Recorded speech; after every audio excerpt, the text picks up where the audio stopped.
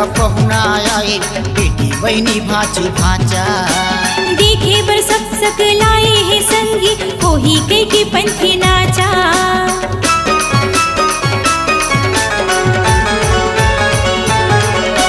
घरो घरे सगा पहुना आए, बेटी बहनी भाची भाचा देखे बर सब सकलाए है संगी, कोही कई के पंथी नाचा। सबों के मन में छाए उमंग, हो गए है संगी सबो मगन। सबों के मन में छाए उमंग, हो गए है संगी सबो मगन। मिल नाचते संगी साथी जी। अब गुरु के आगे जयंती जी, बाबा के आगे जयंती। अब गुरु के आगे जयंती जी, बाबा के आगे जयंती। जगह जगह में सजे जत खा,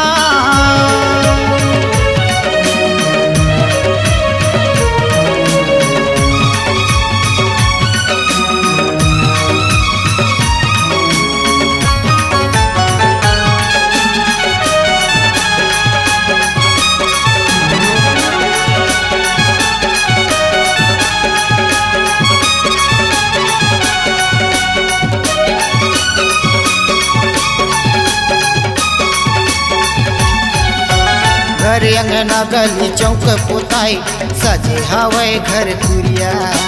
चौका पंथी नाचे बसंगी, न्यूता भेजे दुरिहा दुरिहा।